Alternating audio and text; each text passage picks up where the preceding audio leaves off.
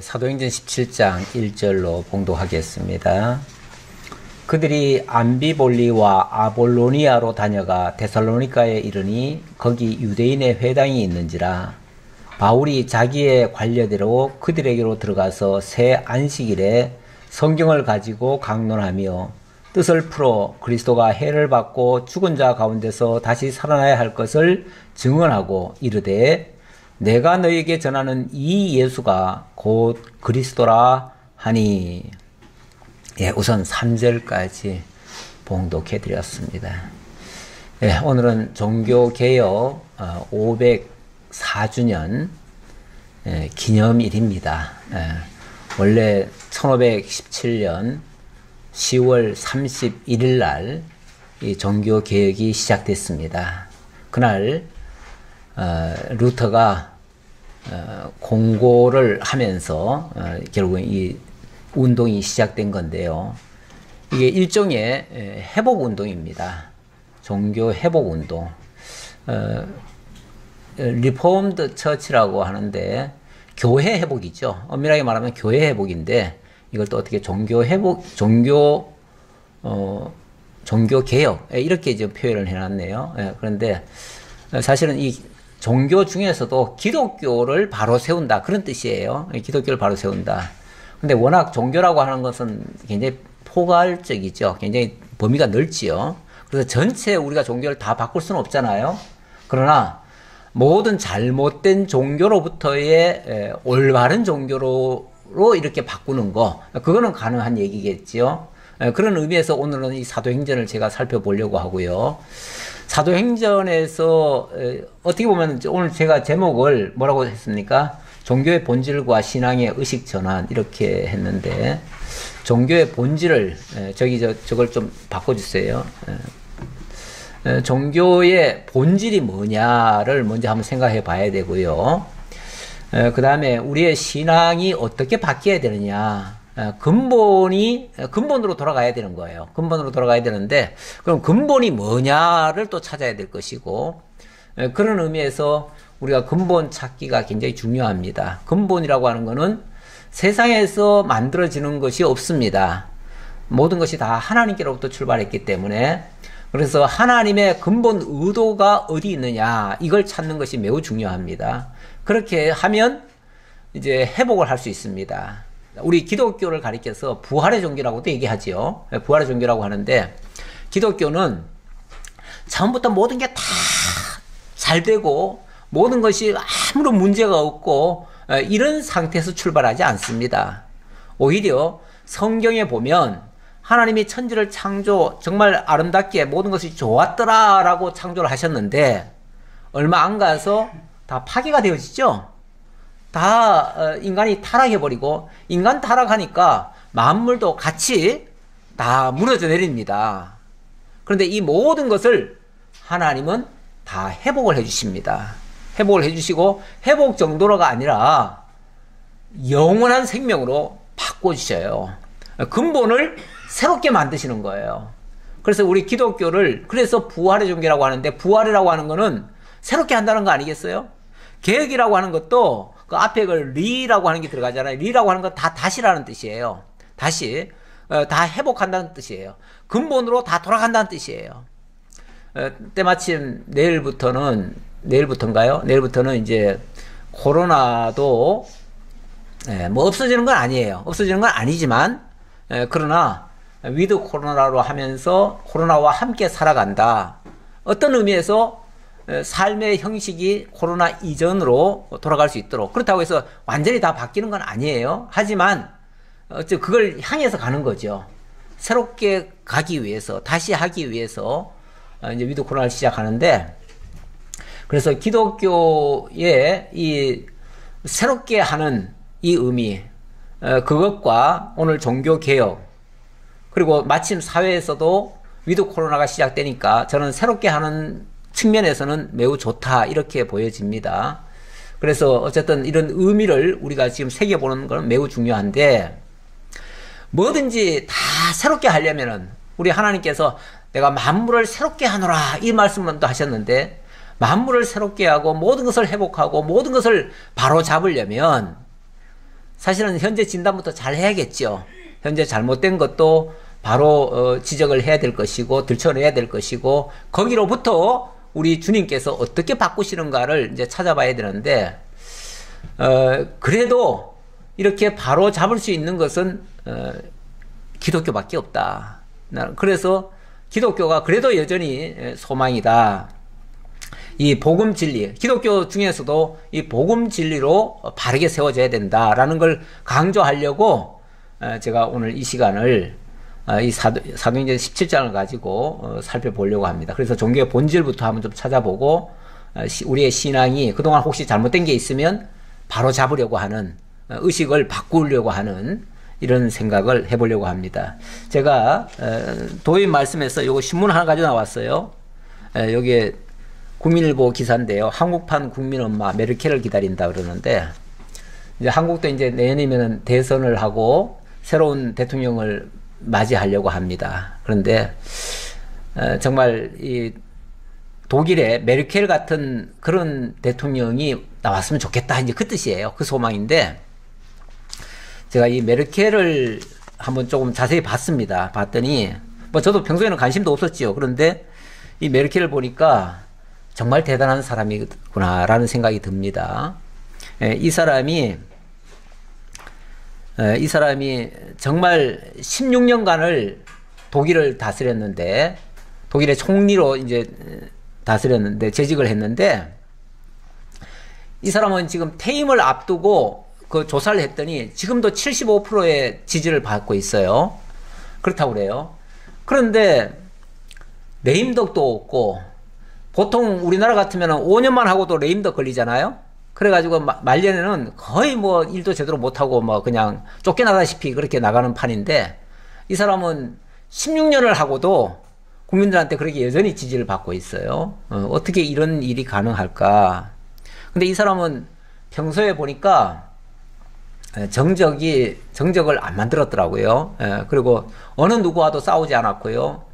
무엇보다도 자기 측근에 비리가 하나도 없어요. 그리고 이 사람은 집에서 출퇴근하면서 총리를 했는데 집에 가정부도 하나 없어요. 일하는 사람도 하나도 없어요.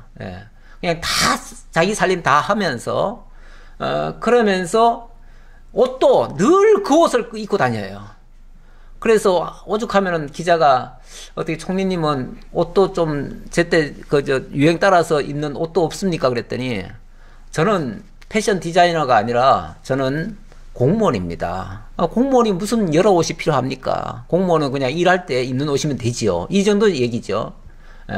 가정부도 둘 필요도 없고 남편이 도와줘서 뭐 빨래 같은 거는 남편도 해주고 뭐 그러니까 불편함이 없습니다. 이렇게 얘기하는 사람이에요.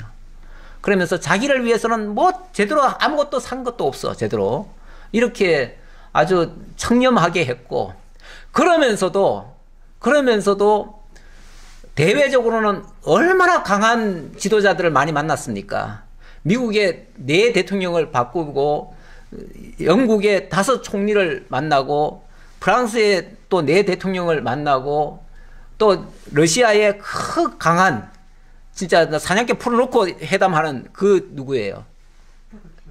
푸틴. 푸틴. 이런 사람을 상대로 해서도 조금도 기가 죽지 않고 오히려 나중에 가서는 그들이 다 굴복할 정도로 정말 그들이 정말 대단한 철의 여인이라고 말할 정도로 그렇게 칭송을 하더라고요.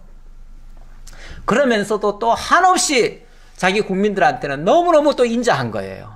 너무 모든 것을 그렇게 포용하고 오죽하면 국민 엄마라고 그러잖아요. 국민 엄마. 무띠라고 얘기하는데 국민 엄마래요. 국민들이 그렇게 우리 엄마 그렇게 이제 엄마 리더십으로 국민들을 그렇게 잘 보살피고 정적들과 한 번도 싸운 적도 없고 그렇게 했는데 그러면서도 또 다른 나라에 대해서는 또 그렇게 또 자기 할 도리로 또 다 해요. 그러니까 옳다 하는 거는 절대로 또 양보를 안 하는 사람이에요. 이 사람이.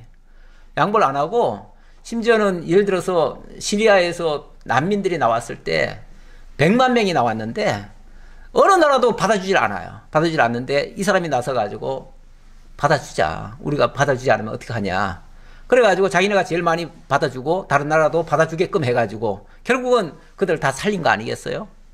뿐만 아니라 이스라엘은 한때 자기네가 600만을 죽였어요. 이스라엘에. 근데 그 이스라엘에 가가지고 8번을 갔대요. 총 8번을 가가지고 갈증마다 그렇게 사과를 하고 정말 그들의 마음을 다 녹여놓은 거예요. 이러니까 그 원수시 하던 이스라엘조차도 자기 편이 될 수 있도록 이렇게 만들어주고, 그래서 모든 잘못한 거에 대해서는 원래 그 독일이 1, 2차 대전 전쟁 일으키고 엄청나게 전 세계로부터 공격받았잖아요. 그래서 완전히 다 박탈당하듯 녹슨 전차라고도 얘기하고 이렇게 하면서 완전히 조롱하고 이랬는데, 그 나라가 지금 유럽에 심지어는 미국보다도 더 앞선 리더십을 가지고 리더하는 국가가 돼버렸어요. 지금 전 유럽이 다 독일을 중심으로 해가지고 독일 말을 다 들어요. 지금은 전에는 영국이 앞장섰는데 영국은 지금 탈퇴하면서 영국은 지금 힘을 잃었어요.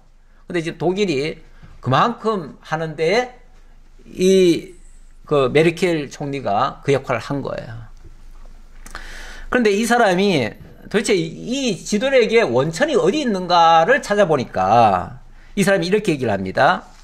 제가 메르켈 총리의 말을 인용해 볼게요. 하나님께서 존재하신다고 믿기 때문에, 그리고 죄를 지을 수밖에 없는 존재가 인간임을 알고 있기 때문에 인간은 겸손할 수밖에 없습니다. 겸손한 삶은 자신이 아니라 타자의 존재가 삶의 중심에 있습니다. 내가 중심이 아니라 다른 사람들이 내 중심에 와 있다는 거죠. 그러니까 나는 다른 사람을 위해서 사는 존재라는 얘기죠. 예. 그러면서 남을 도와줄 때 느끼는 행복감은 무엇과도 비교할 수 없습니다. 누구라도 겸손한 마음으로 산다면 행복한 삶을 살 수 있다고 확신합니다. 이렇게 얘기를 했어요. 예. 이러한 그 리더십이 어디서 나왔는가 보니까 기독교에서 나온 거예요.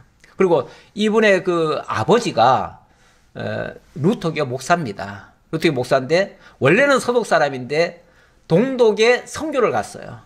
거기서 이 메르켈은 거기서 자랐어요. 우리나라로 말하면 빨갱이에요. 독일에 가서 살았으니까. 독일을 위해서 봉사하고 왔으니까. 그런 사람이 서독에 통일이 된다 하면은 서독에, 그러니까 통일 독일의 수상이 돼가지고 이렇게 자란 거예요. 그야말로 이 자본주의에 찌들은 사람들은 다 자기 중심이잖아요. 이기적이잖아요.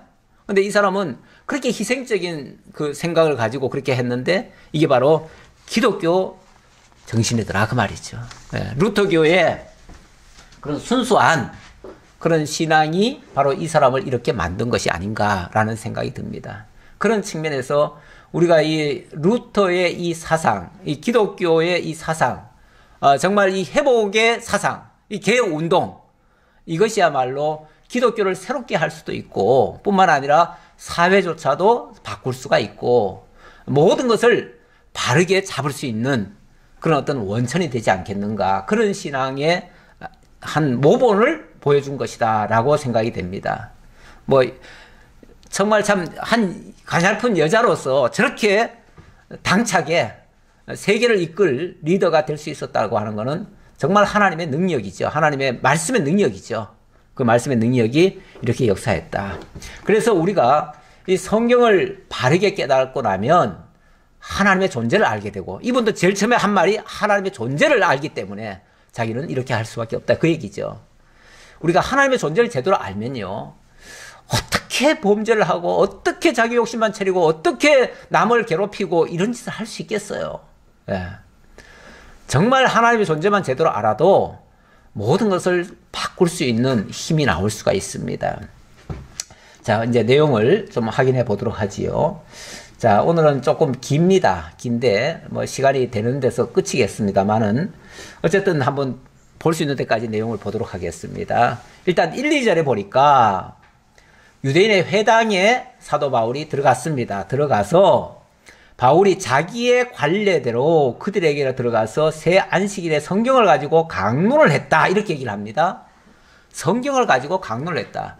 이 사도 바울은 어디를 가든지 회당이라고 하는 것은, 원래 회당이라고 하는 것은 시나고게라고 하는데, 여기는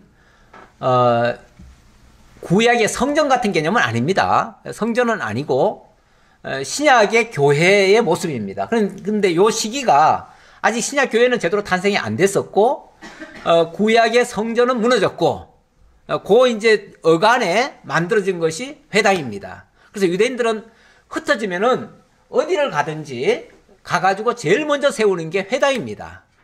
자기네 집부터 먼저 안 지어요. 회당부터 짓고 그 다음에 그 회당을 중심으로 해서 마을을 형성을 합니다. 그렇게 해서 자기 집들을 짓고 그렇게 하는데, 그러니까 회당이 유대인들의 어찌 보면 삶의 본거지가 되는 거죠. 거기서 늘 일주일에 한 번씩 안식일에 모이면은 거기서 하나님의 말씀을 듣습니다. 그런데 평소에는 어떻게 들었냐면은 일방적으로 하나님의 말씀을 이러하다 하고 그냥 전하고는 그대로 살라 하고 끝나는 거예요. 하나님 말씀이 이거니까 그냥 살라 이러면 끝이에요. 그런데 사도 바울은 그게 아니고 하나님의 말씀을 쭉 설명을 해놓고 이것은 이런 뜻이다 라고 설명을 해준 거예요. 풀어준 거예요, 성경을. 근데 성경을 있는 그대로 읽어주는 것과 풀어주는 것은 무슨 차이가 있죠? 읽어주는 거는요, 그냥 명령으로 받는 거예요. 그렇죠? 명령으로 받는 거예요. 그리고 풀어주는 것은 그것의 의미를 찾는 거잖아요. 그러니까 하나님의 의도, 성경에 기록된 하나님의 말씀의 의도를 찾는 거잖아요. 말씀의 의도를 찾으면 하나님의 영원한 계획과 하나님의 작정하심과 하나님의 섭리하심과, 그래서 하나님이 결국 메시아를 통해서 우리를 구원하시는 이러한 역사들이 소개될 거 아니에요. 증거될 거죠? 증거될 건데, 명령으로만 가르치면은 그거는 무거운 짐으로만 다가오는 거예요. 그렇죠? 그러면 그 짐은 우리에게 엄청난 결국은 죄를 만들어내요. 왜? 율법이라고 하는 것은 명령으로 다가올 때 우리가 행하지 못하면, 설령 행하더라도 열 중에 한 가지를 못 지키면 결국은 그거는 무거운 짐으로 다 남잖아요. 그렇죠? 죄가 되잖아요. 이렇게 돼서 늘 힘든 삶을 사는 거죠. 무거운 짐진 상태로 사는 거죠. 그런데 우리 하나님의 계획 속에서는 오히려 무거워 짐진 자들에게 예수 그리스도를 보내서 수고하고 무거운 짐자들아 다 내게로 오라, 내가 너희를 쉬게 하리라 하시는 말씀처럼 우리에게 그리스도를 통해서 새롭게 바꿔가잖아요. 그래서 하나님의 사람으로 하나님 안에서 하나님의 뜻을 따라 살아갈 수 있도록 만드시잖아요. 이렇게 만드니까 성경을 풀어준다고 하는 건 굉장히 중요한 의미예요. 예. 이걸 뭐라고 표현하냐면 강론이라고 그럽니다. 강론. 강론인데 오늘 우리 교회가 취하고 있는 말씀 선포의 형식이 강론입니다. 강론이고, 일반 다른 교회들은 보니까 대부분 보면 제목 설교나 이런 걸 해요. 그러면서 성경 가지고 이렇게 살라, 그걸 이제 적용이라고 표현하는데 살라로 꼭 결론을 맺어요. 그러다 보니까 이게 이제 명령으로 다가오는 거예요. 그러니까 사람들이 신앙생활을 하면서 즐거운 게 아니라 힘이 든다는 소리를 자꾸 해요. 예수 믿기가 이렇게 힘드네, 너무 어려워, 이렇게 자꾸 얘기를 하는데 실제 말씀이 어려울 수는 없잖아요. 그렇죠? 하나님의 말씀이 우리에게 다가오면 그게 복음인데, 복음이면 기뻐해야지. 아니, 복음을 듣고 괴롭다고 하면 되겠어요? 복음은 기뻐해야 되잖아요. 근데 그게 강론을 통해서 그 의미가 우리에게 전달될 때 하나님의 뜻이 밝아지니까 거기서 기쁨도 나오고 우리에게 새로운 의욕도 나오고 뭔가 힘도 나오는 거죠. 그게 오히려 아까 메르켈 같은 그런 삶의 그 원천이 되어지는 거죠. 에너지가 되는 거죠. 자, 그렇게 하나님께서 성경을 그렇게 하라고 성경을 주신 거예요. 그러니까 오늘날의 지도자들은 마땅히 이 성경을 가지고 자세히 풀어서 증거를 해야 된다. 증거를 하는데 그 메시지, 그러니까 성경을 풀어서 강론할 때의 그 핵심 메시지가 나와야 될 거 아니에요. 그 메시지가 뭐냐면은 뜻을 풀어 그리스도가 해를 받고 죽은 자 가운데서 다시 살아나야 할 것을 증언하고 이르되 내가 너에게 전하는 이 예수가 곧 그리스도라 하니. 예. 성경을 풀어서 설명하다 보면 결국은 예수 그리스도가 우리를 대속해서 십자가에 못 박혀 죽으시고 죽은 지 3일 만에 부활하셔서 우리에게 영원한 소망을 주셨다, 이 얘기라는 얘기예요. 그 얘기고, 그러다 보니까 그 핵심 주인공이 바로 예수인데 그 예수가 바로 하나님이 보내시기로 작정하셨던 그 그리스도더라, 이 얘기예요. 그러니까 항상 복음의 핵심에는 예수가 나와야 되고 그 예수는 바로 하나님의 정하신 그분, 바로 그리스도다라는 사실이 복음의 핵심 메시지다. 그 얘기예요. 그러니까 당연히 우리는 성령을 통해서 예수를 발견해야 되고 하나님의 살아계심을 발견해야 되고 하나님의 역사 섭리를 깨달아야 돼요. 그걸 지금 가르쳐 줬다는 거예요. 아주 잘한 거죠. 이게 올바른 거죠. 마땅히 교회가 이렇게 해야 되는 거죠. 그렇게 하면 그 중에 어떤 사람, 곧 경건한 헬라인의 큰 무리와 적지 않은 기부인도 권함을 받고 바울과 실라를 따르나. 당연히 그렇게 바르게 증거하다 보면 그 말씀을 듣고 깨닫는 사람이 있어요. 많지는 않겠지만 있어요. 근데 여기 보니까 어떤 사람, 곧 경건한 헬라인의 큰 무리와 적지 않은 기부인, 이렇게 얘기하네요. 경건한 헬라인, 그리고 귀부인들은 이 말씀을 듣더라, 그 얘기예요. 그런데 다 듣느냐? 그건 아니에요. 안 듣는 사람도 있어요. 어떤 사람이 안 듣는가? 5절에 보니까 그러나 유대인들은 시기하여 저자의 어떤 불량한 사람들 데리고 때를 지어 성을 소동하게 하여 야손의 집에 침입하여 그들을 백성에게 끌어내려고 찾았으나 발견하지 못하며 야손과 및 형제들을 끌고 읍장들 앞에 가서 소리질러 이르되 천하를 어지럽게 하던 이 사람들이 여기도 이름에 야손이 그들을 맞아들였도다. 이렇게 고발했다는 거예요. 고발. 어떤 사람이 안 들어요? 이해관계가 있는 사람들, 바로 유대인들입니다. 유대인들. 유대인들은 원래 그 회당이 자기네 거라고 생각하잖아요. 그렇죠? 자기네 거라고 생각하는데 거기서 하나님의 말씀, 쉽게 말하면 토라가 선포돼야 되는데, 토라는 모세 오경을 얘기하는 거예요.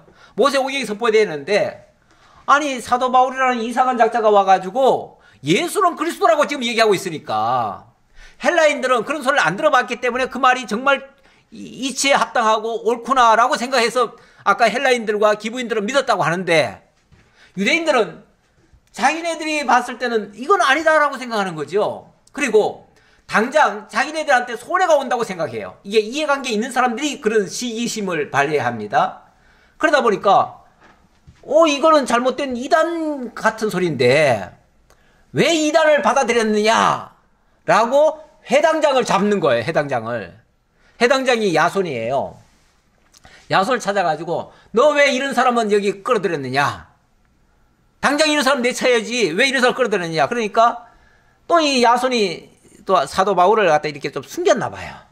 숨기니까 이제 그런 이단을 쉽게 말하면 끌어들여가지고 숨기기까지 했다고 고발을 한 거예요. 그래서 읍장들한테 가가지고, 지금으로 말하면 저기 어디 그 시민, 원래 옛날에는 다 읍장이나 이런 데가 다 거기서 재판들을 하고 했거든요. 지금으로 말하면 가정재판소 같은 데예요. 그런데 가가지고 고발을 했어요. 그러면서 고발 내용은 또 뭐냐면은, 고발 내용은 있는 그대로 고발하는 게 아니에요. 있는 그대로 고발하는 게 아니라, 있는 그대로 고발하면은 그 사람들이 알아듣겠어요? 그건 또 종교 문제잖아요. 종교 문제는 원래 세상 정부는요, 종교 문제 타치 안 합니다. 그러다 보니까 만약 종교 가지고 얘기하면은 왜 그런 걸 가지고 여기 와서 얘기하냐, 너들끼리 알아서 해라 이래버려요. 그러니까 그렇게 고발하는 게 아니라 이렇게 고발합니다. 이 사람들이 다 가이사의 명을 거역하여 말하되 다른 임금 곧 예수라 하는 이가 있다 하더이다. 이건 반역죄잖아요. 그렇죠? 아니 지금 가이사, 그 당시 이제 시저 황제를 가이사라고 그래요. 시저 황제가 있었는데 로마에, 지금 로마 치하인데, 이 예수를 자꾸 왕이라고 하는 사람들이, 이놈들이 자꾸 예수를 왕이라고 합니다. 이거는 가이사를 거역하는 겁니다. 반역하는 겁니다. 이렇게 고발한 거죠. 그렇게 해야 세상 정부는 이놈들이 큰 아주 나쁜 놈이구나 이렇게 하는 거죠. 엄밀하게 말하면 가짜 뉴스죠. 가짜 뉴스. 요즘 말로 하면은 가짜 뉴스인데, 어쨌든 그걸 가지고 주장하면서 잡아넣으려고 했어요. 무리와 읍장들이 이 말을 듣고 소동하여 야손과 그 나머지 사람들에게 보석금을 받고 놓아주니라. 만약에 그게 사실이라면 이거 큰일 날 문제죠. 옛날에는 나라 반역하는 얘기면요 바로 죽습니다. 잡혀서. 그래서 막 소동을 했는데, 어쨌든 야손이 그랬다는 건 아니니까 일단 그 사람 잡을 때까지 보석금 받고 풀려나긴 했는데 그렇게 했다. 자관 소동이 있었다. 그 얘기까지 일단 하고요. 자, 그 다음 10절입니다. 밤에 형제들이 곧 바울과 실라를 베레아로 보내니 그들이 이르러 유대인의 회당에 들어가니라. 이 사태가 이 정도 되면요, 조금 있다가 만약에 잡히면 뭐가 되겠어요? 사도 바울 죽습니다. 그렇죠? 그러니까 그 형제들이 안 되겠습니다. 바울님 다른 데로 가십시오. 다른 동네로 가십시오. 하고서 다른 데로 그냥 밤에 몰래 빼돌렸어요. 빼돌려서 어디로 갔냐면 베레아로 갔다고 그러죠. 베레아로 보냈는데 거기서도 또 유대인의 회당으로 들어가더라는 거죠. 그러니까 조금 전에 곧 죽을 뻔했는데 사도 바울은 또 유대인의 회당에 또 들어갔습니다. 그래가지고 또 뭘 하는가? 11절 베레아에 있는 사람들은 데살로니가에 있는 사람들보다 더 너그러워서 간절한 마음으로 말씀을 받고 이것이 그러한가 하여 날마다 성경을 상고하므로, 이 베레아 지역은 어쨌든 좀 다른 지역이다 보니까 아직 바울에 대한 소문을 모르니까 어쨌든 회당에서 받아줬어요. 받았는데 거기서 사도 바울이 또 말씀을 전했어요. 그랬더니 헬라인들로서는 처음 듣는 소리이기도 하고, 야, 진짜 우리를 구원하기 위해서 이렇게 메시아가 오셨다면 우리가 믿어야지, 이렇게 받아들이는 사람이 있더라는 거죠. 그리고 여기는 베레아에 있는 사람은 데살로니가에 있는 사람보다 더 너그러워서 이렇게 얘기하는데, 더 너그럽다. 근데 먼저 성경에는 이걸 신사적이어서 이렇게 얘기를 합니다. 신사적이어서 어떻게 했는가? 간절한 마음으로 말씀을 받더라. 말씀을 듣는데 막 눈이 초롱초롱 하더라는 거죠. 반짝반짝거리면서 말씀을 듣더라는 거죠. 그러면 말씀 전할 때 정말 전하는 사람도 힘이 납니다. 그런데 막 말씀을 전혀 안 듣고 있으면은 갑자기 기운이 툭 떨어져요. 말씀 전할 때. 요즘 신학교가 조금 재밌습니다. 왜냐하면 말씀을 처음 들어보는 소리라서 너무 눈 초롱초롱하게 말씀을 듣는 사람들이 많더라고요. 근데 우리 교회 성도님들은 이미 다 들어봤던 거라, 아이, 뭐 똑같은 소리 또 하고 있네, 이렇게 들릴 거예요. 그러면 좀 따분하죠. 그러면 졸음도 살살 옵니다. 그런데 야, 이 말씀이 정말 이런 말씀도 있었네? 사실이야? 진짜야? 그러면 어떻게 해요? 성경도 뒤져보죠. 확인해보죠. 이게 이제 간절한 마음이에요. 그걸 신사적이라 이렇게 표현해요. 그러면서 이것이 그러한가 하여 날마다 성경을 상고하더라. 말씀은 일주일에 한 번씩 들었는데 집에 가가지고 맨날 확인하더라는 거죠. 그 말씀을 또 확인하고 또 확인하고 이래가지고 진짜 맞구나 이러고 있더라는 거죠. 그러면은요, 또 일주일이 오기를 또 기다리는 거예요. 그냥 또 간절한 마음으로 기다리는 거예요. 이런 마음이 계속 지속되는 게 맞죠. 그렇게 되면은 정말 우리가 하나님의 사람으로 무럭무럭 건강하게 아름답게 자라갈 것 같아요. 그런데 말씀을 자꾸 듣다 보니까 어느새 그냥 우리가 좀 너무 이게 습관화돼가지고, 주일날은 말씀 듣는 날이야. 그래 가서 뭐 오늘 힘들어도 가서 들어야지, 이렇게 생각하고, 듣고 나서는 들었으니까 이제 뭐 난 나 할 일 다 했다. 그리고는 더 이상 확인 안 하는 거죠. 근데 일주일 내내 딴 생각하다 보니까 지난주에 무슨 말씀 했었지? 생각이 안 나요. 이러면은 이제 이게 상고 안 하는 모습이죠. 이렇게 되면은 뭔가 변화가 잘 안 돼요. 그런데 이게 늘 상고하면은 그게 삶에서도 바로바로 적응이 돼요. 그러니까 우리는 적용을 따로 하라고 막 강조하는 게 아니고 그 말씀을 상고함으로 적용이 되는 거죠. 이렇게 되면 하나님의 사람으로 바뀌어질 것이다, 이렇게 봅니다. 그 중에 믿는 사람이 많고 또 헬라의 귀부인과 남자가 적지 아니하나 데살로니가에 있는 유대인들은 바울이 하나님의 말씀을 베레아에서도 전하는 줄 알고 거기도 가서 무리를 움직여 소동하게 하거늘. 이런 사람들도 열심은 또 특심이에요. 아니, 자기네 동네에서 아니면은 그냥 내버려 두지 뭘 또 베레아까지 와가지고 또 해방을 놓습니까? 근데 이 원래 해방하는 해방꾼들의 열심은 더 극성입니다. 그래가지고 그냥 베레아까지 와가지고도 그냥 반대를 하네요. 그러니까 또 베레아에서도 바울이 계속 복음을 전할 수가 없어요. 이래서 바울은 또 쫓겨갑니다. 참 이 바울의 그 복음 전파의 역사를 보면 쫓기면서 전하는 복음입니다. 쫓기면서. 우리는 참 요즘 편하게 살고 있어요. 그렇죠? 요즘은 누가 어디 가서 무슨 말씀 전해도 누가 쫓아내는 사람도 하나도 없고, 뭐 핍박도 안 해요. 심지어는 환영까지 해요. 이러니 너무 호의호식하면서 살고 있는 판인데, 그러면서도 우리가 감사는 별로 없지요. 너무 흔해가지고 그래요. 요즘 복음은 너무 흔해가지고 감사가 별로 없어요. 그런데 이 어려운 상황에서 말씀을 이렇게 어쩌다 한 번씩 들어도 이거는 정말 너무너무 값진 말씀이에요. 때때로는 말씀이 좀 희귀한 것이 오히려 고마울 때도 있어요. 너무 많이 흔한 것보다 조금은 희귀한 게 더 가치가 있어 보이기도 하죠. 자, 그래서 여기서도 결국은 못 있고요. 형제들이 또 바울을 내보내요. 바다까지 가게 하되 실라와 디모데는 아직 거기 머물더라. 사도 바울이 자기는 급하게 쫓겨가지만은 바울과 실라는 남겨둬가지고 쉽게 말하면 성도들을 좀 관리하도록, 말씀이라고 하는 게 전파만 해서 끝나는 게 아니고요. 사실은 좀 관리도 좀 필요해요. 그래서 어찌 보면 목회자는 말씀을 선포하는 역할을 한다면 교회 중직자들을 세우는 이유는 어찌 보면 좀 관리하도록 하는 겁니다. 물론 뭐 전문적인 큰 교회들은 전문 사역자를 따로 둬요.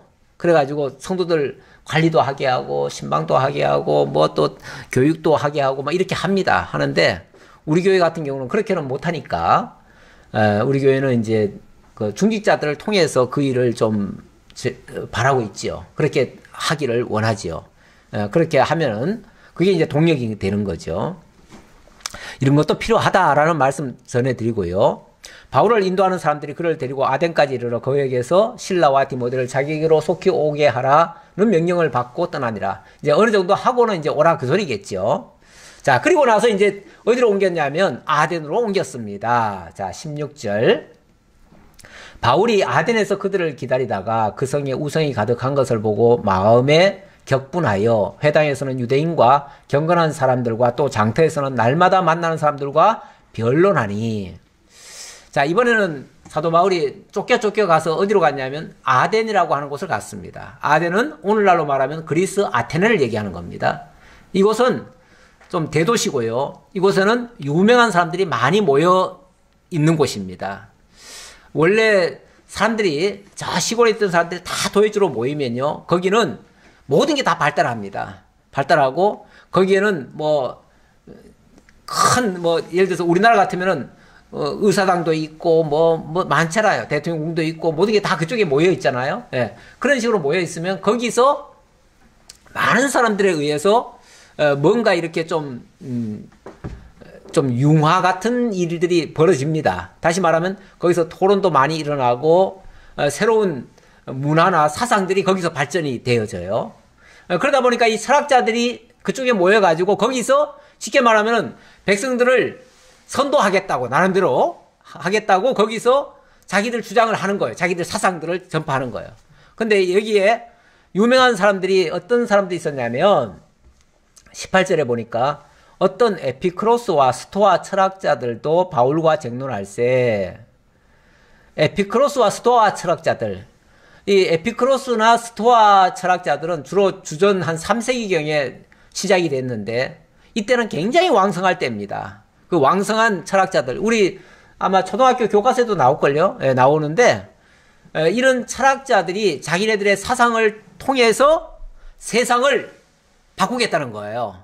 이 사상가들도 목적은 어디에 있냐면 이 세상을 평화로운 세상, 좋은 세상 만들고 인간을 행복하게 만들어 주겠다고 하는 그런 어떤 이상을 가지고 이런 사상들을 펼치는 겁니다. 펼치는데, 그래서 이 에피쿠로스 학파는 주로 보면은 그 뭐 쾌락주의라고 그래요. 쾌락주의라고 그러는데 인간의 행복이 어디 있느냐 이거예요. 이건데 뭐 그렇다고 이 육체적인 쾌락을 추구하는 건 아니고요. 정신적인 쾌락을 추구하면서 그것은 마음을 비워야 된다. 뭐 이렇게 나가는 것 같아요. 그래서 마음에 비운다기보다도 마음의 평안이 진짜 행복하게 하는 거다. 뭐 이쪽으로 해가지고 어떻게 하면 평안할 수 있을까? 그러니까 궁극적으로는요, 모두가 다 인간의 행복에다 초점을 맞춰놔요. 인간의 행복을 위해서 인간이 어떻게 하면 되느냐? 인간의 방법론을 찾는 거예요. 이 방법론이 철학자들마다 달라요. 그런데 어쨌든 신의 경지 같은 진짜 행복한 그 세계를 꿈꾸면서, 이상세계를 꿈꾸면서 그것을 위해서 우리가 이렇게도 해보자 저렇게도 해보자 하고 자꾸 주장하는 거예요. 그 중에 무식하게 하는 팀들이 소위 말해서 무속 종교들이에요. 무속 종교들은 그런 어떤 철학적인 고상한 건 잘 몰라요. 잘 모르는데 어쨌든 신의 힘을 빌리자면 신을 찾아야 된다 해가지고 진짜 신이 어디 있을까 하고 자기네들 나름대로 신을 찾아봐요. 그런데 신은 자관 신을 찾으려면은 정성도 바치고 신을 잘 모시고 신에게 뭐 잘 해드리고 이래야 된다라고 생각을 해요. 그러다 보니까 신을 위해서 집도 아주 좋게 지어놓고 거기다가 또 막 황금으로 집을 짓고 거기다가 또 좋은 재물도 많이 갖다 바치고 이렇게 해요. 그게 이제 일반 무속이고요. 철학자들은 그런 짓은 안 해. 그런 짓을 안 하지만 그러나 인간이 뭔가를 할 수 있다라고 하는 그 이상을 가지고 계속 뭔가를 추진해 가요. 이러다 보니까 목표는 같아요. 철학자들이나 무속 종교나 다 목표는 인간의 행복이에요. 신은 그 인간의 행복을 위한 도구로 쓰는 거예요. 도구로. 수단으로 쓰고 도구로 쓰는 거예요. 그러다 보니까 신을 찾기는 찾는데 인간이 행복하려고 신을 찾는 거예요. 그렇죠? 목적이 다 거기 있죠? 그러다 보니까 5만 가지 신을 다 만들어 놔요. 그런데 엄밀하게 말하면은 철학자들도 결국은 똑같은 목표이기 때문에 철학자들도 결국 우상 섬기는 거나 마찬가지예요. 그렇죠? 인간의 이성을 극대화시켜 가지고 그걸로 뭔가 세상을 만들어 가겠다고 하는 것도 그것도 우상이에요. 엄밀하게 말하면. 그래서 그런 것이 많은 곳일수록 우상은 더 많아요. 그래 가지고 이 아테네가 대도시면서 많은 사람들이 깨어 있다고는 생각하지만 사실은 다 우상 천지예요. 그걸 사도 바울이 보면서 막 정말 이 마음 속에서 끌어오르는 그 격분이 일어났다는 거예요. 이렇게 정말 무지랭이 같은 사람들이 저마다 자기 인간의 행복을 찾겠다고 저 난리를 치는데 사도 바울이 봤을 때는 다 바보짓 하고 있는 모습 같잖아요. 그러니까 거기에 대해서 막 마음에 격분이 일어나가지고 이걸 빨리 깨우쳐 주고 싶은데 깨우쳐 주고 싶은 거예요. 그러다 보니까 회당에서도 들어가고 또 막 장터에서도 가고 만나는 사람들마다 시작하는 거예요. 원래 이게 속에 뭐가 막 끌어오를 때에 막 나가서 외치는 겁니다. 외치는 거예요. 그러니까 사도 바울이 가만히 있을 수가 없어요. 사실은 자기가 지금 쫓겨다니는 신세인데 쫓겨다니면 몸조심해야 되거든요. 원칙은. 근데 몸조심하는 게 아니라 만나는 사람마다 막 빨리 이걸 깨우쳐주고 싶은 거예요. 그러니까 그래서 경건한 사람들과 또 회당에서는 유대인과 만나고 또 장태에서는 날마다 만나는 사람들과 변론을 했다. 심지어는 에피크로스 학파와 스토아 철학자들과도 쟁론을 했다. 이 쟁론이라고 하는 것은 아주 격렬한 토론을 했다는 얘기잖아요. 격렬한 토론을 했다. 그랬더니 어떤 사람은 이르되 이 말쟁이가 무슨 말을 하고자 하느냐 하고 어떤 사람은 이르되 이방 신들을 전하는 사람인가 보다 하니 이는 바울이 예수와 부활을 전하기 때문이더라. 바울이 전하는 내용이야 뭐 한결같지요. 예수는 그리스도라는 사실을 증거하는 거예요. 그러면서 이제 그 예수가 그리스도임을 증명하려고 그가 부활하셨다 이 얘기까지 한 건데 그걸 이제 그 사람들이 듣기에 저 사람도 뭐 어디 이방 신의 하나를 지금 와서 전하는가 보다 이 정도 생각하는 거죠. 다 자기들 수준에서 이해를 해요 사람들이. 그렇죠? 자기들이 다 무속적인 생각을 가지고 있으니까 저 사람도 지금 뭐 얘기하는 거 보니까 다 무속 얘기하는가 보다. 그 중에 하나인가 보다. 이렇게 생각하는 거죠. 근데 사도 바울은 아니야. 너희들이 생각하는 그런 수준의 그런 무속적인 생각이 아니고 나는 근본적인 걸 얘기하는 거야 지금. 근원적인 걸 얘기하는 거야. 이 얘기죠. 그랬더니 그를 붙들어 아레오바고로 가며 말하기를 네가 말하는 이 새로운 가르침이 무엇인지 우리가 알 수 있겠느냐? 뭐 자꾸 복잡한 얘기를 하는데 우리 이러지 말고 여기서 우리끼리 지금 싸우지 말고 아레오바고라고 하는 그 광장입니다. 시민 광장이에요. 그 광장에 가가지고 거기서 본격적으로 네가 한번 그러면은 네가 쉽게 말하면 네 학설을 주장해봐라 그 얘기죠. 그러면은 이제 이쪽에서도 내가 본격적으로 반박을 하겠노라 이제 이 얘기겠죠. 그러니까 너 자꾸 떠들지 말고 모든 사람이 있는 데서 제대로 한번 얘기해봐. 그러면은 네가 얼마나 어리석은 놈인지 만천하에 공개될 거 아니냐 이런 뜻이겠죠. 철학자들이 봤을 때는 이 무식한 놈이 뭐 엉뚱한 소리 하고 있네. 네 그렇게 자신 있으면 한번 모든 사람이 있는 데서 얘기해봐. 그리고 아레오 광장으로 끌고 갔다 그 말이에요. 끌고 갔는데 모든 아덴 사람과 거기서 나그네 된 외국인들이 가장 새로운 것을 말하고 듣는 것 이외에는 달리 시간을 쓰지 않음이더라. 이 사람들은 원래 좀 한가한 사람들인가 봐요. 그래가지고 늘 이제 말쟁이 이걸로 밥 벌어먹고 사는 사람이다 보니까 그러니까 맨날 뭔가 새로운 게 있으면은 호기심을 갖고 접근하는 사람들이기도 해요. 근데 이런 사람들에게 복음 전하는 게 또 어쩌면 기회가 제공된 거죠. 사도 바울로서는 아주 좋은 기회지요. 물론 그들이 말씀을 잘 듣고 안 듣고는 둘째 문제입니다. 잘 들을 리는 없어요, 사실은. 잘 듣지는 않아요. 왜냐하면 워낙 주장들이 강하잖아요. 이 사상가들은요, 자기 주장이 확고합니다. 사실은 목회자들도 자기 주장이 굉장히 강해요. 그래서 제일 가르치기 힘든 사람들이 목사들입니다, 사실은. 저도 그동안 신학교에 여러 번 가서 전해봤는데 진짜 목사들은 안 들으려고 해요. 잘 안 고치려고 해요. 변화가 잘 없어요. 그나마 신학생들 때는 그래도 순수해요. 그래서 신학생들은 그래도 호기심을 갖고 조금 다른 소리고 처음 들어본 소리라도 그런가 하고서 확인을 하려고 하는 시도라도 해요.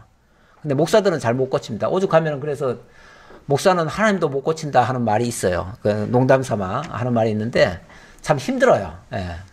이 사상가들도 마찬가지예요. 사상가들이 얼마나 강합니까? 그들은 절대 남의 말 안 듣습니다. 근데 듣는 이유는 자기 주장하려고 듣는 거예요. 자기가 반박하려고 듣는 거지 자기가 이해하려고 듣는 게 아니에요. 신사적이 아니에요. 그러니까 아주 안 좋은 뜻이죠.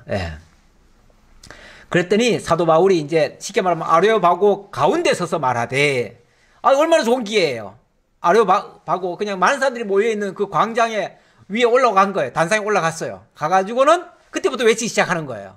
이제부터 본격적으로 외치는데 뭐라고 외치냐면은 아덴 사람들아 너희를 보니 범사에 종교심이 많도다. 야, 너희들 보니까 참 종교심 많구나. 종교심. 좋은 말 같을까요? 종교심이란 말은 인간이 하나님을 찾아가는 마음이에요. 근데 가만히 보면은 모든 사람이 지금 다 인간이 신을 찾아가고 있어요. 목적은요. 자기 행복을 위해서. 그 신을 찾아가지고 이용하려고. 신에게 어떻게 잘해주면 신이 어떻게 자기를 행복하게 해주지 않을까라는 그 기대심으로. 그렇게 해서 신을 찾다 보니까 별의별 신을 다 찾고 있어요. 그러다 보면은 신이라고 하는 게 자기네들이 생각나는 신도 있지만은, 그래서 만들어 놓은 신도 있지만은, 미처 생각 못한 신도 있을 거 아니에요. 틀림없이. 그런 신들에 대해서는 알지 못하는 신, 이렇게라도 또 제단을 또 만들어 놓은 것도 있어요. 심지어는. 내가 두루 다니며 너희에게 위하는 것들을 보다가 알지 못하는 신에게라고 새긴 단도 보았으니 그런즉 너희가 알지 못하고 위하는 그것을 내가 너희에게 알게 하리라. 알게 하리라. 우리 기독교의 특징 중에 하나가 알게 하는 거죠. 알미라고 하는 것이 기독교의 특징 중에 가장 강한 또 특징이라고도 저는 보여집니다. 다른 종교는요, 솔직히 알 필요가 없어요. 무조건 뭐 하면 돼요? 그냥 있다고 믿고 무조건 정성 바치면 돼요. 갖다 바치면 돼요. 이방신들은 이상하게 뭘 헌금을 좋아하고 뭘 좋아하는 것 같아요. 그래서 뇌물 받기도 좋아하고, 그러니까 잘 섬겨야 돼. 또 정성 바쳐야 돼. 모든 걸 다 내놔야 돼. 그런데 우리 신은 그런 신이 아니다. 진짜 신은 그런 신이 아니다. 그런 신은 한마디로 가짜 신이다. 지금 사도 바울이 말하는 거는 너희들이 그렇게 종교심을 가지고 그 신들을 막 찾고 심지어는 알지 못하는 신이라고까지 만들어 놨는데 사실은 그런 신은 없어. 그 얘기예요. 그런 신은 없고, 그런 신은 있다고 해도 그건 가짜야. 그건 인간이 만들어 놓은 신이야. 그 얘기죠. 그러면서 내가 똑바로 알려줄게. 진짜 신이 있어. 없는 건 아니고 진짜 신이 있어. 있는데 그 신은 이런 신이야 라고 말해주는 겁니다. 우주와 그 가운데 있는 만물을 지으신 하나님께서는 천지의 주제시니 손으로 지은 전에 계시지 아니하시고 또 무엇이 부족한 것처럼 사람의 손으로 섬김을 받으시는 것이 아니니 이는 만민에게 생명과 호흡과 만물을 친히 주시는 이심이라. 다른 모든 신은 섬김을 받으려 하는데 진짜 신은 그러지 않아. 진짜 신은 오히려 모든 것을 다 공급하시는 분이야 라고 얘기합니다. 원래 인간이 참 신으로부터 멀어졌잖아요. 그건 이제 타락 이후에 그렇게 된 거 아니에요? 그래서 그 뒤에 하나님께서 에덴 동산에서 내쫓아버렸어요. 그리고 화영검을 둘러버렸어요. 그러고 나니까 인간이 하나님께로 접근을 못해요. 당연히 하나님 모르죠. 알 수가 없죠. 아무리 연구하고 아무리 천년만년 연구를 해도 알 수가 없어요. 왜? 하나님이 하얀 검을 둘러가지고 접근을 못하게 했으니까. 거기까지는 깨닫지를 못해요. 그러니까 유일하게 하나님을 알 수 있는 방법은 한 가지밖에 없어요. 하나님이 와주셔야 돼. 와주셔야 돼요. 근데 다른 모든 종교들은 하나님이 안 가주시니까 모르는 거예요. 그런데도 엉뚱하게 찾겠다고 난리를 쳐요. 그거는 진짜 신은 있었기 때문에 종교심이라는 것도 있기는 있어요. 그런데 어쨌든 그 진짜 신은 하나님이 오실 때만이 가능하다. 알 수가 있다. 그 얘기를 해주는 거예요. 그러면서 너희들이 만들어 놓은 그 신전 안에 그 안에 갇혀 계실 분이 아니야. 왜냐하면 천지의 대주제시기 때문에 이 모든 것을 다 지으시고 다 관장하시는 분이기 때문에 오히려 너희들이 지어놓은 그것도 그분의 주관하에 있는 거야.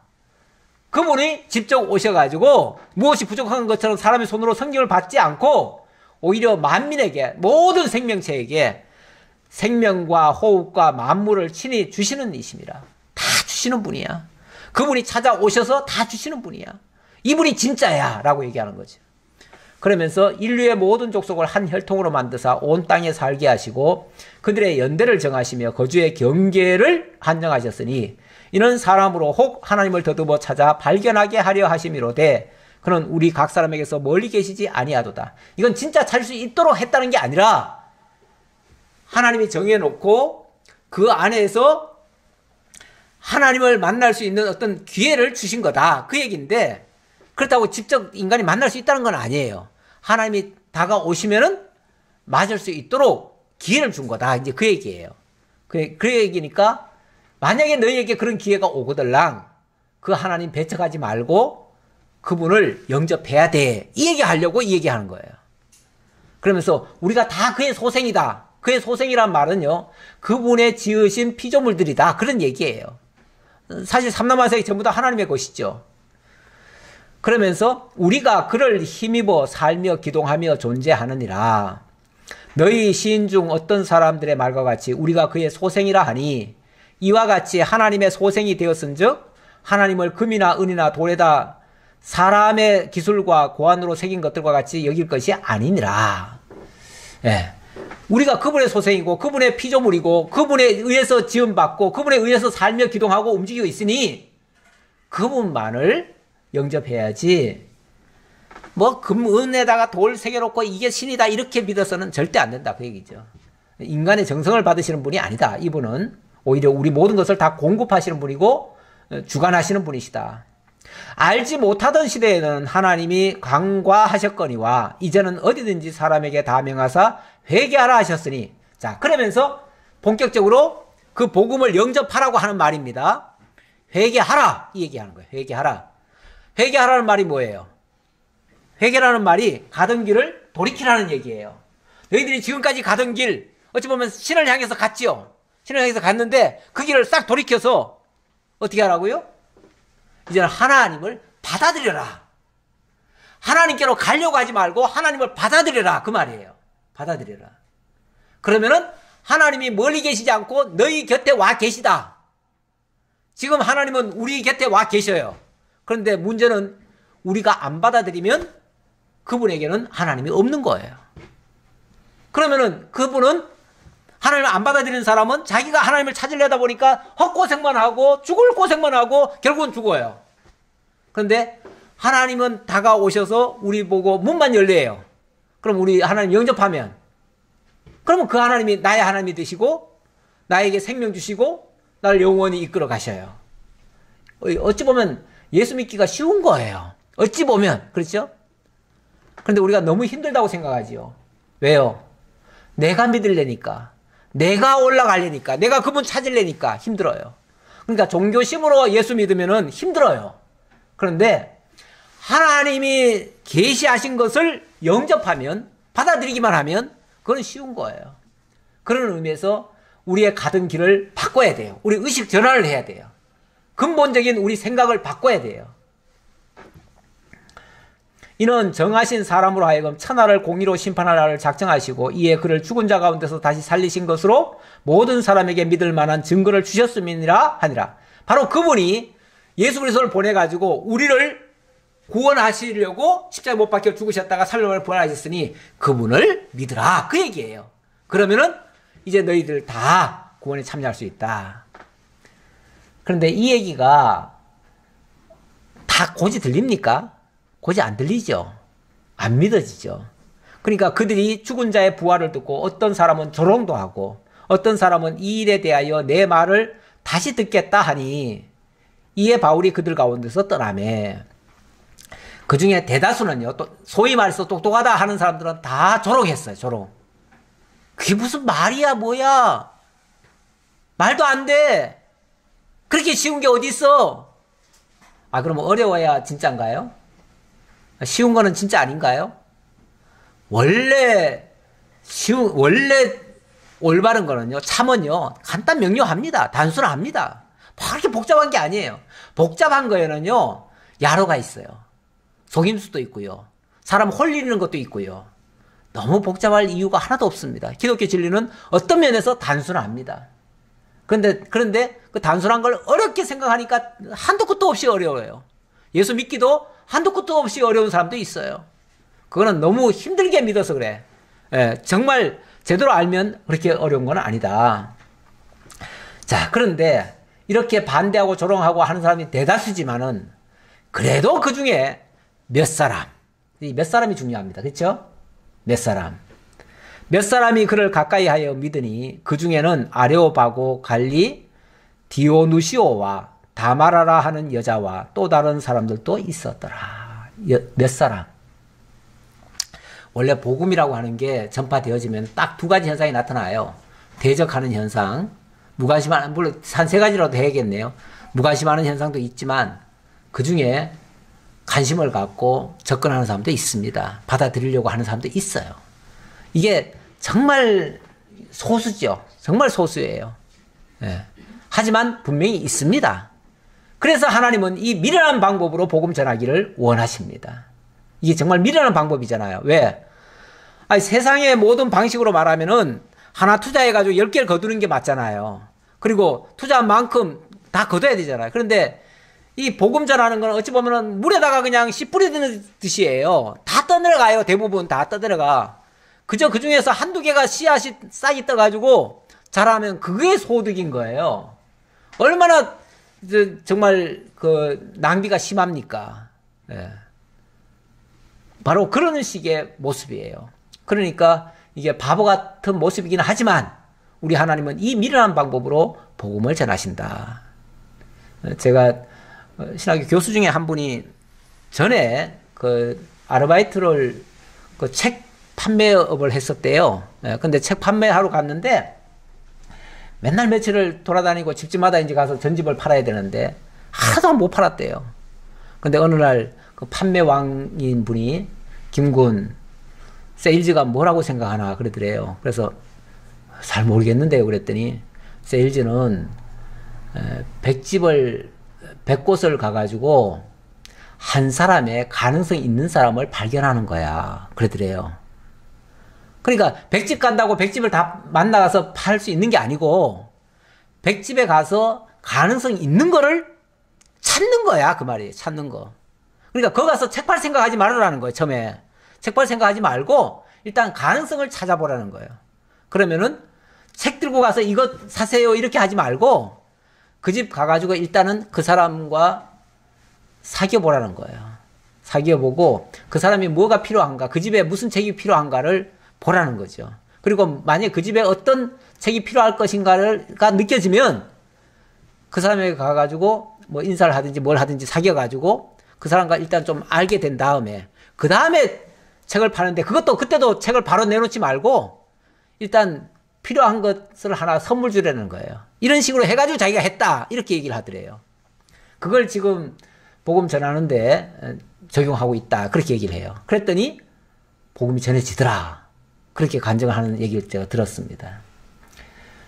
복음 전한다고 해서 내가 이렇게 전하면은 이게 진리인데 다 믿고 따라오겠지. 천만의 말씀입니다. 오히려 더 반발만 더 심할 수도 있어요. 그런 면에서 우리가 복음을 전할 때 복음증을 들고 가는 게 아니고 오히려 나의 모습을 보여준다든지 아니면 그 사람과 진실하게 사귐을 먼저 갖는다든지 이게 더 필요할 줄 압니다. 이게 더 지혜로운 말씀일 수 있어요. 어쨌든 복음이라고 하는 거 우리 근본적으로 진정한 종교개혁은 이렇게 의식 전환이다. 그리고 잘못된 종교심에서부터 탈출이다. 이것을 오늘 말씀 속에서 증거해 드렸습니다. 기도하겠습니다. 아버지 하나님 감사합니다. 오늘 종교개혁 또 주일을 맞아서 다시 한번 참 종교의 의미를 다시 한번 새겨봤습니다. 지금 모든 종교가 정말 인간이 하나님을 찾아가는 이런 종교심의 발동으로 이루어져 있습니다. 이것이 얼마나 거짓되고 헛되고 또 헛수고인가를 다시 한번 일깨워 주시고 진정한 기독교는 하나님이 찾아오시고 하나님 우리를 만나 주실 때 우리가 그분을 영접하는 것이라고 말씀드렸습니다. 아버지 하나님 이것을 깨우쳐 주셨사오니 이제 우리들의 혹시라도 잘못된 생각이 있다면 그것도 바로 잡아주시고 그래서 진정한 개혁에 걸맞게 우리가 또 신앙할 수 있도록 하나님 함께해 주옵소서. 모든 걸 감사드리옵고 예수님 이름으로 기도하옵나이다. 아멘.